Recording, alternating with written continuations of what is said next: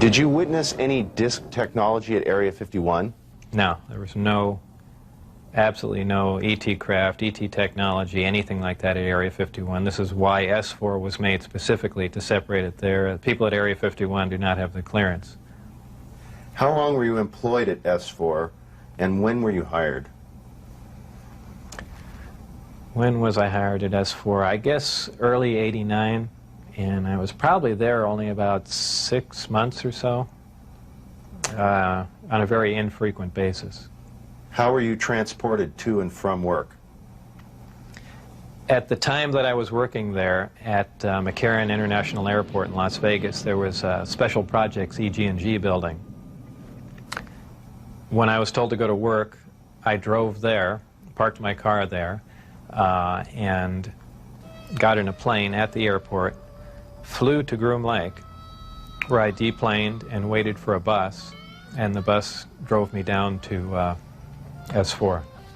The S4 facility is an area just off the Papoose lake bed, dry lake bed, and it consists of 9 hangars.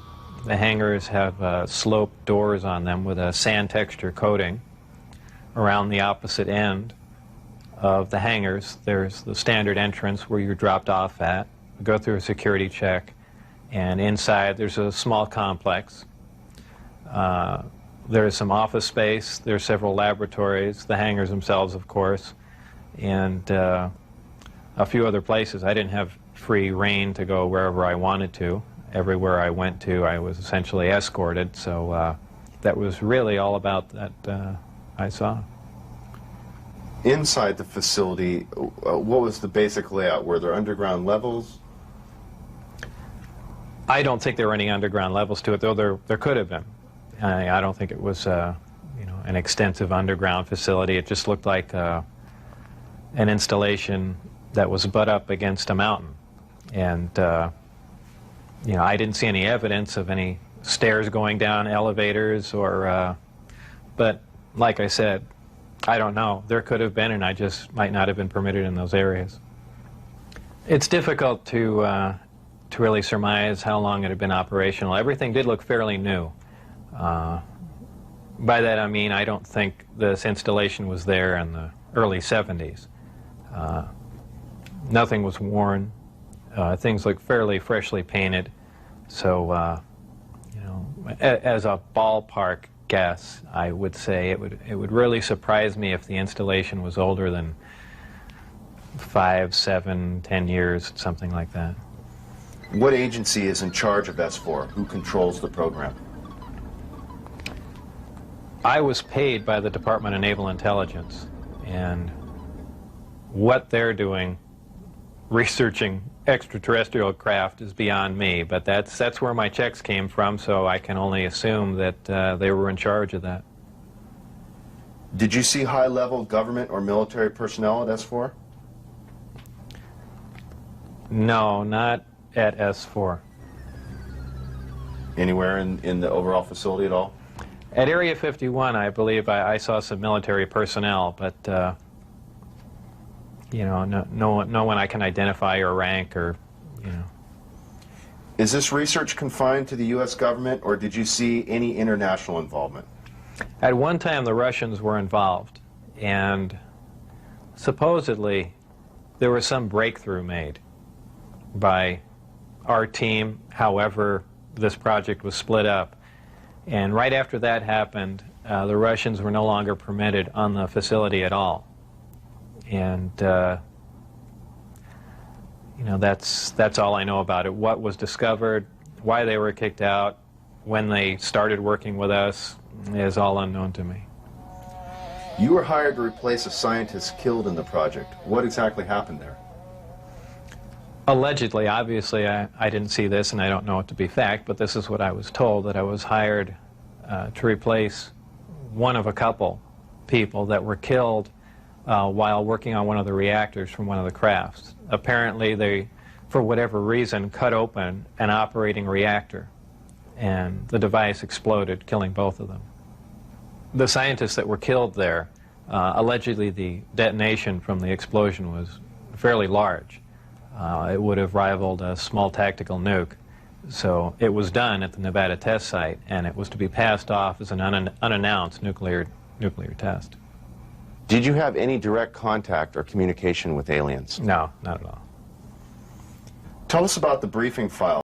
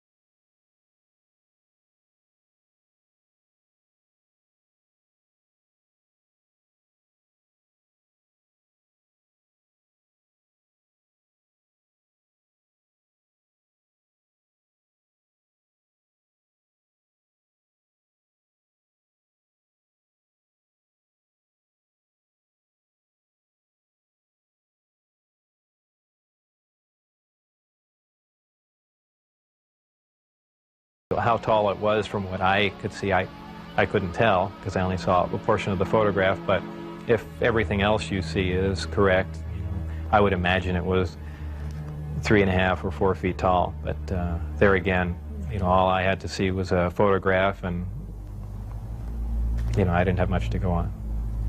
You mentioned these beings have historically interacted with man. How? What was involved there? Allegedly, this interaction has occurred since, man was a simian creature, and, there were genetic alterations made. How specifically did the briefings detail how the aliens manipulated our genetics over the centuries? It mentioned 65 or 63 corrections or additions to the genetic makeup that finally resulted in, a human creature. In an earlier interview, you had mentioned you saw what you thought may be an alien. Was it an alien? What did you see? What I had said and all that occurred was I was walking by a door that had a small 9x9 window in it, little wires running through it, and glanced in there, and there were two either technicians, scientists, or whoever they were, looking down at something. And what that something was caught my eye, and I never really did see what it was. A lot of people have asserted, well, there was an alien, and there are aliens working around there, and so on and so forth. I mean, I don't think that was the case. But who knows? I was, you're seeing all these fantastic things, and your mind gets going, and, you catch something out of the corner of your eye. Who knows what your mind's going to come up with? So I certainly wouldn't stand on that as fact by any means. What was the incident in 1979 that brought the alien exchange program of information to a halt? Again, this is a story that was relayed to me, and allegedly what happened in '79, there was some sort of information exchange going on where there were actual live aliens at the facility, and at one particular point there was an area where some security personnel went to enter, and apparently because of not the sidearms, but the bullets in the sidearms, from what I understand, if they would have entered the area, the bullets would have detonated.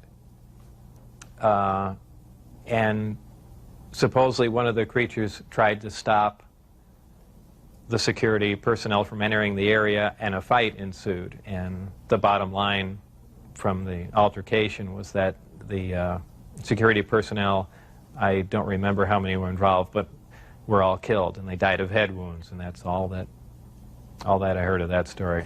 What was your job description at S4? My official job description was a senior staff physicist. I don't know if I actually had that position when I was there, because I was there so infrequently. I wasn't supervising anyone, so that was the official position I was hired under, but whether or not I actually acted in that capacity, I don't know. What was the size of the staff working on Project Galileo? Well, there were 22 people employed there totally. And that was specifically for the Galileo project? No, for the entire project. Oh, I see. There were 22 people with majestic clearance. I had majestic clearance. Majestic clearance was designated as clearance 38 levels above Q clearance, and Q clearance is the civilian top secret clearance. When did you see your first disc? The first disc I saw, I believe it was the second, or I think it was the third time I was up there. Normally the bus pulled around to the opposite end of the facility, which was the main entrance, and that's where we went in. On this particular occasion, it pulled up to one of the hangar doors, which were normally closed, and the last one was open. We came out, and I saw the disc in the hangar. Upon seeing it, it struck me that, well, this explains all the UFO sightings, not thinking that it was an extraterrestrial craft, that this must have been some advanced form of fighter that we've been working on for years, and people have just caught it being tested, so on and so forth. And it never even occurred to me, even though I was looking at an extraterrestrial vehicle, that this wasn't man-made. When did you realize the craft was not of earthly origin? Well,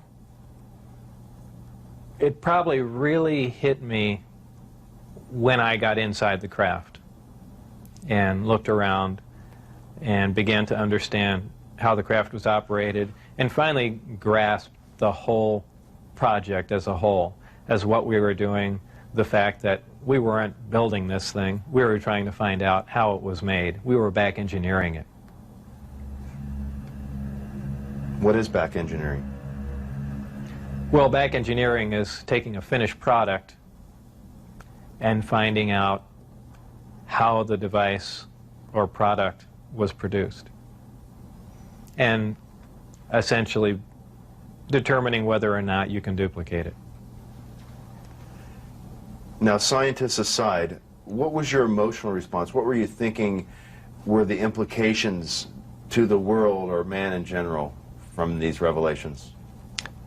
I really didn't think about implications of that sort. As far as emotionally, people have asserted that, boy, that must have been the most exciting time in your life, and that's not the way it was. When I first got to look inside the craft, all I can say, it's an ominous feeling.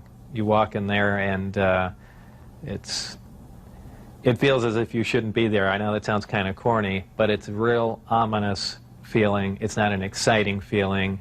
It brings up a whole lot of questions in your mind. Well, where did this come from? And you know that they won't give you the answers to the whole story, but it's that's the only way I can describe it. How many craft are housed at S4, and are they in fact all dish-shaped? There are 9, and their shapes vary. I only got to do a close inspection on one of them. The others I just briefly saw, and they pretty much varied. I give everything nicknames there. The one I worked on was kind of sleek looking, and I gave it the name of the sport model. There was one that looked like a Jell-O mold. There was one that looked like a top hat. There was a disc that was turned up on its side, and it had a large projectile hole with the middle bent outwards on it. I can only surmise they were testing it to see if a projectile could penetrate it. Of course, it's just a guess on my part.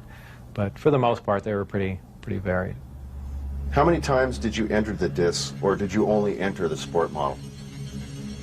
I only entered the sport model. The other ones I wasn't allowed to loiter around, to go near, really even to look at. I just, at one point, walking through the hangar doors, all the bay doors between all the hangars were open, and I got a glimpse all the way down, of the whole corridor. But that was the only time it was ever open. Tell us about the lower level of the craft, where the gravity generators are located. The lower level of the craft, the floor itself is hexagonal, little hexagonal squares, and the hatch, or if you want to call it a hatch, the access way to get in there, is an ingenious little assembly. It's a honeycomb structure. And if you put your fingers in one end of the honeycomb and push, all the honeycombs will collapse in on each other, making a hole. It's kind of a neat doorway, something that we could, you know, use.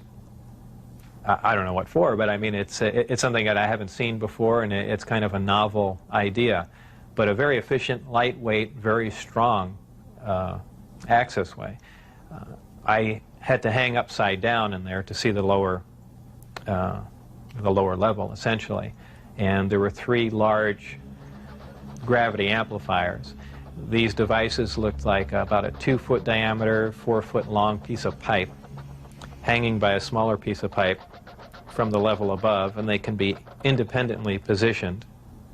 And that's what emits the gravitational waves that propel the craft. The second level was the only other level that I was on. It was the main level that contained the reactor, where the seating was, the gravity amplifiers themselves, though we also called the devices that hung down on the lower level the gravity amplifiers, because they were really one and the same. They were probably the wave guides or horns, if you want to relate that to microwaves.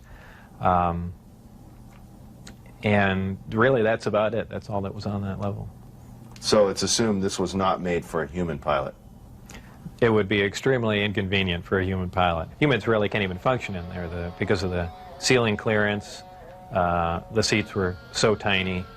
It was obviously made for a creature much smaller than a human. How does the craft achieve lift? It produces a gravity wave, which is similar to the gravity wave that the Earth produces. However, the craft phase shifts the wave. In other words, it turns the wave not really in an opposite polarity, but something to that effect, where it will work against the natural gravity wave of the Earth, and it produces a lift in that effect. Is there any internal protection for the crew? Does the craft generate a gravitational field inside the craft itself? Well, the craft generates its own gravitational field. Being inside that field essentially doesn't shield you, but essentially you're in, and this is a terrible way to say it, almost in a different realm, because you're now influenced only by that gravitational field. For instance, people wonder how a craft like this can make a turn at such high speed, a 90-degree turn, when they would imagine people slamming up against the wall or something to that effect. Well, that really wouldn't happen. Inertia would have no effect. You're in a distortion, and don't forget that gravity distorts time and space, so really nothing is going to influence you while you're in there. Describe the gravity amplifiers for us and some of their different operating configurations. There are 3 amplifiers. The craft can operate on a single one, can lift off the ground. The way in which it's propelled are 2 different ways. There's what they call Omicron configuration, where the craft is using one generator, or Delta configuration, where it's utilizing all 3. Delta configuration would be for space travel. Essentially, the craft will tilt up on its side, as opposed to a science fiction movie where you see a flying saucer moving around. The craft will tilt up on its side, focus the 3 gravity generators to a single point, and move through space that way. Moving around the source of gravity is a problem to a disk because it's interference, essentially. So what they do is they work with that interference to their benefit. They'll use one gravity generator to lift the craft off the ground. And as opposed to what we're used to, for instance, a plane, once it's in the air, we envision thrust or some force coming out the back of it to push it forward. The crafts work completely opposite of that. What they do is once they're hovering in the air, they'll swing the 2 remaining gravity generators up in front of them and create a distortion, essentially a downhill, and the craft rolls downhill for infinity. It's always chasing a little distortion. That's why they look goofy when they fly around at low speed, because they're essentially, and any time you run over the gravity field around the Earth is not completely constant and stable, depending on the minerals and density of the Earth underneath it. The gravity will vary somewhat, and you will get odd movements of the craft. So its low-speed mode is kind of unstable for the most part. I only witnessed one test flight up close, officially. That I was just inside the hangar. The test was going off probably, just as the sun was going down, and it was a low-performance test. I believe there were some pilots or test pilots in the craft. The craft must have been retrofitted to fit them, because the seating arrangements were really not accommodating. They were in radio communication with the craft, which is kind of surprising to me, because the gravity waves that the craft was producing should have distorted the radio waves also. So apparently there's something there that I don't understand. The craft lifted off the ground, virtually noiseless, other than a small corona discharge on the bottom of the craft, indicating the presence of high voltage. That dissipated at about 30 feet, and it stood there completely silently, and moved over to the left and to the right, and sat back down. That was the entire test. However, that was an extremely impressive test. Maybe to someone that really knows little about science or anything, that wouldn't be a whole lot, but you have to realize this craft was about 52 feet in diameter. I don't know exactly how much it weighed, but it weighed a lot. And this was quite a scientific feat, to lift something completely silently, under control, and perform a maneuver like that. The craft itself was, I assume it was metal. It was cold to the touch, that's why I say it was metal, but it was a brushed aluminum, actually just an unfinished stainless steel, not shiny, finish to it. Had no seams. It was as if it was injection molded from one giant die. I was completely amazed. I can't really reflect on how it made me feel, but that was exciting.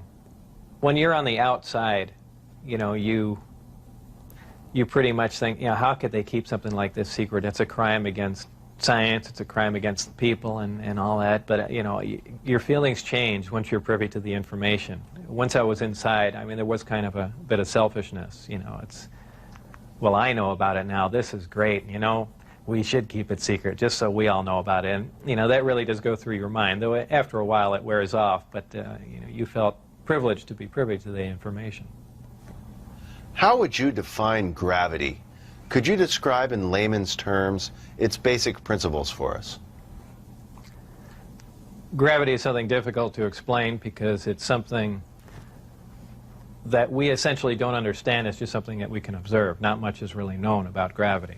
There are many theories about it, but they are just mainly theories. There's theories of gravitons, which allege that these subatomic particles that act like an attractive force like gravity, that exchange between two pieces of matter. There's also a theory that gravity is a form of wave, an electromagnetic wave. But basically, gravity is a force. It's the attraction. It's the inherent property of matter to have gravity, a mutual attraction for each other, and it's basically all that we really know. Modern science, current science, right now, identifies one gravity. It's one force in nature.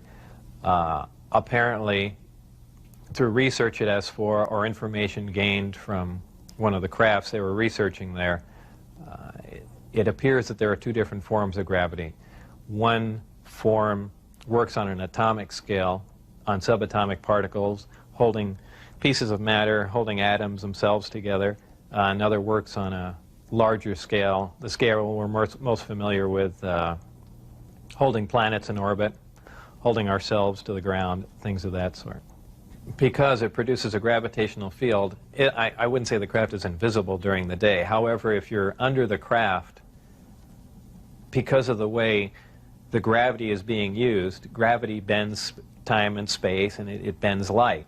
If you are looking underneath the craft or from certain vantage points, you will actually see what's above the craft. It's really a trick of the way light bends under the influence of gravity. For instance, we can see stars that are behind the sun, that are blocked from our view by the sun. The reason we can see them is because the sun is a tremendous gravitational field and it's bending the light around it where we can see the star. Space-time and gravity are all essentially interrelated. They all act on one another. Gravity bends space. Gravity also distorts time. When you vary one, you essentially vary the other two. As an example, if you have a massive body, say a planet or something that's making a lot of gravity, producing a lot of gravitational waves, if you will, it distorts space. It bends space to it. It also slows down time. These things aren't theories. We know them to be true. We cannot artificially create this because we can't create gravity. But this is how they're all interrelated. How are vast distances of space traveled by amplifying a gravitational field? Well, because space-time and gravity are all interrelated, if you could produce gravity artificially, an extremely intense field of gravity, what you could do is actually distort the distance between two objects and make it shorter. Not just distorting the distance, but now you're also decreasing the time, the actual time between the two places. So you're not traveling in a linear mode like flying a spacecraft from point A to point B. You've actually modified the time and the space that you travel in.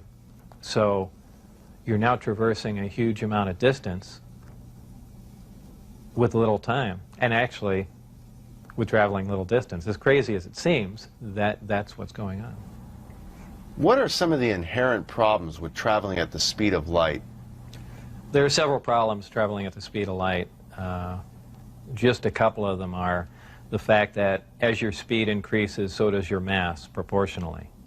In other words, the more energy you put in to go faster begins to slow you down by the fact that it's converted into mass.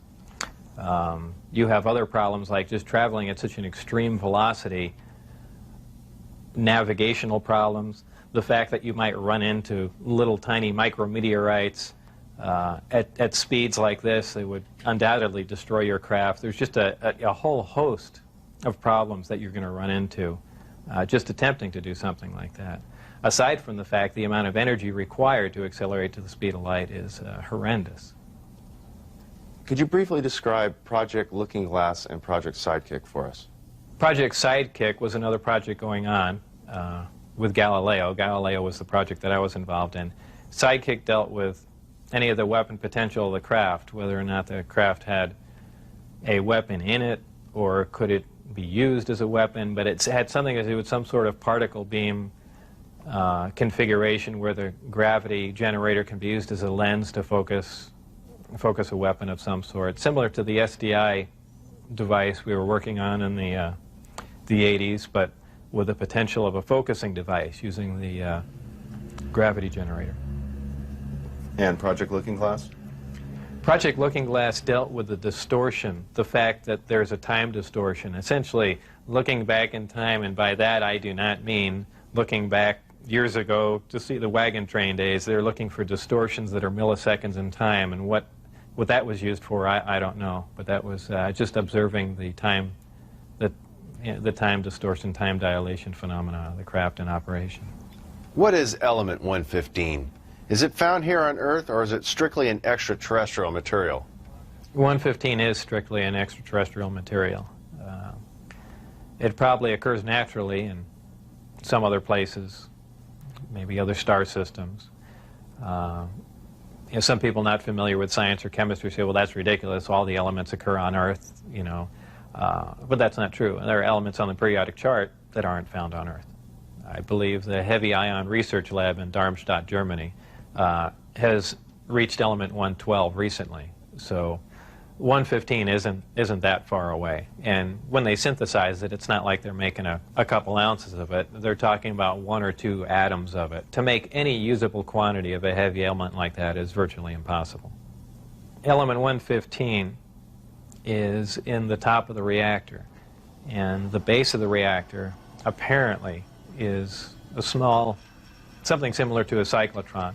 It's a particle accelerator. A particle is accelerated to high speed and then deflected up a small tube, and it's aimed at the 115. This transmutes the 115, similar to the way we do that in a normal particle accelerator. This causes a reaction, a radiation emission that we really haven't seen before. It produces antimatter. This antimatter is guided down a tuned tube and reacts with a gas. When matter and antimatter react, they convert to 100% energy. This energy is converted, heat energy, is converted to electrical power in the reactor itself. This is done through a thermoelectric converter. And this electrical power is used to power other subsystems on the craft, though there is no wiring, as we would know it. Also, that's almost a byproduct of the reactor. The reactor also sets up a gravitational wave from the 115 being bombarded. This gravitational wave was present at the top of the reactor and is essentially guided in the same way microwaves are guided, through tuned tubes. And this goes to their amplifying cavities and through the projectors that are in the bottom of the craft. With the gravity generators running, is there thermal radiation danger to the crew? There is no thermal radiation while the reactor is running. The thermionic generator is 100% efficient, which is in violation of the first law of thermodynamics. But in fact, it works. Element 115 is stable. And for those familiar with chemistry, we know that elements with higher atomic numbers have shorter and shorter half-lives. However, when you reach a certain point, they call it the island of stability. There is a place, and we've theorized this for a long time, somewhere around 114 to 116, there should be an area in there where the nucleus of the atom is geometrically stable with protons and neutrons, where it no longer decays. It's not radioactive. 115 is, in fact, this element. In fact, it does occur again somewhere around element 247. Of course, we're nowhere near synthesizing that. We can only, predict things like that. But that's where 115 is. Did they, the aliens, give us element 115 in large quantities? Whether or not it was given to us, I can't answer that question. However, I was told that we have 500 pounds by one of my co-workers. How it was obtained and where exactly it came from, I don't know. Whether it came in one of the crafts or it was separate cargo somewhere, anyone can speculate. But I was told that was the figure. You were able to get away with a sample of element 115. How much did you get away with? No comment. You witnessed several nighttime test flights unofficially while off the base. What did you see? The test flights I saw off the base, actually the best test flight was witnessed by my friends who I had brought out there. At the exact moment the craft was hopping around and doing some really impressive maneuvers, I had turned around and I think was looking for the video camera or something to that effect. But I missed some of the most impressive maneuvers. But the craft was similar to what was done before that I had seen close up, other than the fact that it went above the mountain range, moved a much greater distance at a much higher rate of speed. How were you able to find out about the test flight schedules? The test flight schedules were told to me specifically because I was probably going to have to be present during those times. And at that time, the test flights were taking place on Wednesday nights. And from what they said, that was because that was statistically the least amount of traffic in the area. And that's all that they were concerned about. Does the propulsion system release any sort of discharge or exhaust? There was a high voltage discharge on the bottom of the craft, but as far as there being an exhaust, there was none. Why do they appear as glowing balls of light in the night sky? Well, that's kind of the same reason why a neon light or a fluorescent light lights up. What you're dealing with is a high energy source in essentially a gas atmosphere, oxygen, nitrogen. And when you apply enough energy to a gas molecule, they emit photons, they emit light. And I don't think it's anything, it's really a byproduct of how the craft operates. When it's emitting that much energy, the gas surrounding the craft emits light, the same reason why lightning is visible. You have a huge electrical discharge, and the gas emits light in the form of lightning bolt. If you were going to see one of these crafts at night operating, it would appear really as a glowing ball or just a bright light in the sky from a distance. Even close up, you'd see a glowing halo around it. This is typically what you'd see in your normal UFO sighting, if you've heard them a lot. However, keep in mind that lights in the sky are caused by much more common things than flying saucers. Tell us a little more about the aurora you witnessed taking off out of Area 51. When I was leaving the Area 51 facility heading down to S4, there was a tremendous roar, and I have described it as the sound like the sky was tearing. And I couldn't see out the windows of the bus. All I can see out was the very front. And as we came by, I asked Dennis, who was my supervisor and on the bus at that time, he said what that was. He said it was an Aurora, a high-altitude research plane. And it was a large craft, and the one glimpse I got of it was from the rear, and it had two huge square exhausts with vanes in them. And it was just, it sounded more like a rocket than a jet. I don't know. I even think he did mention that it was liquid methane powered, but there again, working on the disk technology, I really could care less what was rolling around at Area 51, but it did catch my eye. As a result of going public, have there been any attempts made on your life? One day when I was getting on Interstate 15, driving down Charleston Boulevard, a car came up alongside of me, and I thought he was just trying to race me to get on the freeway. This was after I had left the project. It was a white, boxy-looking car. Exactly what make and model, I don't know. But I accelerated to get on the freeway to go fast, and there was a gunshot, and the back of the car was hit, and I skidded off into the median. And I stopped, and I was frightened, and I just stood there because I thought the guy was going to be alongside of me and just shoot me. I had nothing to do. I was essentially paralyzed with fear, and I waited there, and then nothing else happened. And do I know it was a government agent trying to kill me? No. Could it have been a drive-by shooting? Maybe. So it wasn't. It was an attempt on my life, but by who specifically, I don't know. Though I was threatened before I had left. That they threatened my wife's life and my life, so I can only put two and two together and say that they were kind of pissed at me. In an earlier interview, you had mentioned that they had put a gun to your head. Tell us about that.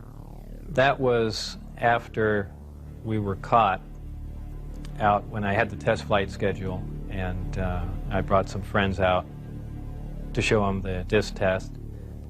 We got caught out there, and the following day I was debriefed down at Indian Springs Air Force Base.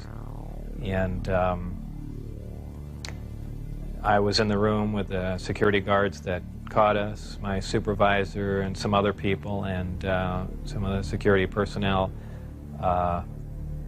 They were essentially grilling me about security and, how could I possibly bring people out there, and I guess I wasn't as responsive as they would like, and they got in my face, and one of them pulled the sidearm out and, just pushed it against me. Have you maintained any contacts with your colleagues out at S4?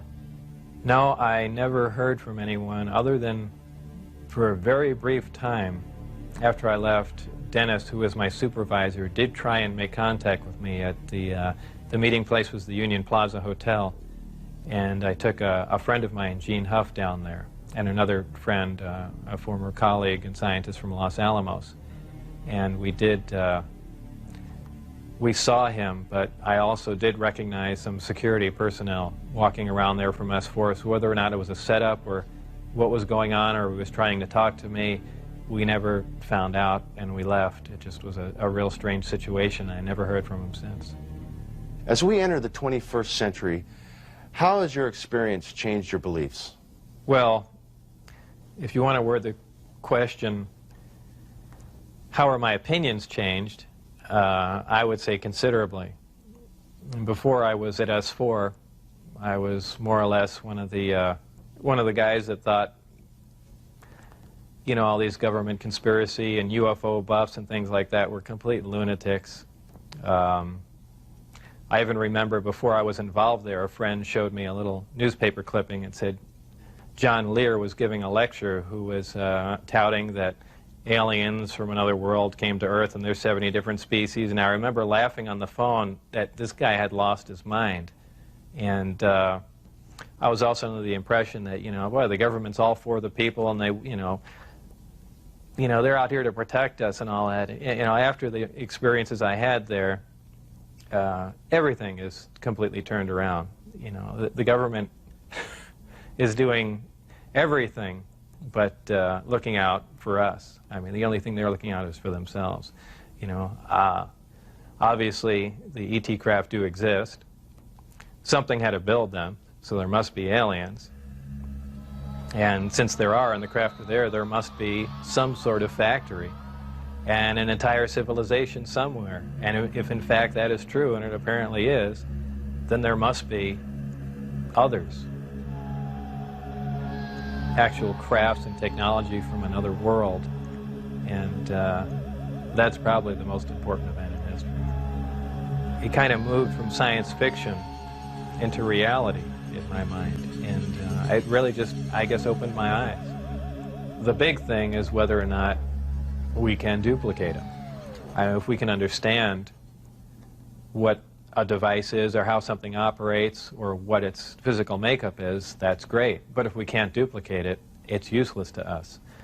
So there's really two phases to the project going on there. It's understanding what we're looking at, and then once we understand it, is can we duplicate it with earthly materials and earthly technology. And, you know, unless we've got a handle on both of them, all that technology is useless to us. And if it turns out we can't do that, all we have is one single prized possession that we have to take care of, and that's it. After all that's been said and done, would you do this over again? What would you do differently? I would probably have played along for a longer time. I would like to have known a little bit more about the technology and probably kept quiet if I could have. And possibly never have said anything. I almost wish I had done that. You know, it's really only caused headaches and problems. But I believe if I was given the opportunity again to go back in time and redo it, I think I pretty much would have just shut up and gone along with the program. I would have much preferred that instead of the Navy or whoever it was, that hand-picked a few renegade scientists here and there, that they turn it over to some more qualified people. Obviously, I was not the most qualified person on propulsion or field propulsor or anything of that sort. I was just some guy. I mean, they could have picked, I could have named 10 or 12 other guys that were more qualified than me. But, you know, if they turned it over to the scientific community and not just a couple guys here in the United States, I mean, you need a large group of people in a large lab to research what's going on there, not a little quiet installation. It's the security itself that prevents them from getting anywhere. I mean, they never do work hand in hand. You can't have a military mind. Science itself must communicate. You have to have a free exchange of ideas. That's how things progress. And when you clamp down on a security system like that, where you work in isolated groups and ideas cannot be exchanged, you don't get anywhere, and that's the problem they have. What does the future hold for Bob Lazar? Well, I'm not really involved in any of that stuff anymore. That's kind of put behind me. I have my own businesses that I work at, some computer graphics, some consultation, other technical jobs, radiation detectors, and a few other things like that. So really I just go about my life, and that's, you know, something that happened that was fantastic, and it's over, but it's kind of hard to shake it loose, but eventually I will, and that'll be that. I think all the surveillance and everything stopped. I don't think anyone's bothering to monitor me. I've said everything that I know. It's been all over the place, so it's kind of a done deal. As far as whether or not there are any craft out there, I believe, you know, they were out and gone in probably the late '89, early '90, and the only thing people see now out there are, you know, either flares or planes coming into land, but that's about it. Did you have an interest in flying saucers or science fiction in general as a child? I was never interested in flying saucers as a child. Science fiction, you know, I watched Star Trek, I guess, with everyone else back then, but for the most part, you know, I didn't even believe in flying saucers up until I was employed at S4.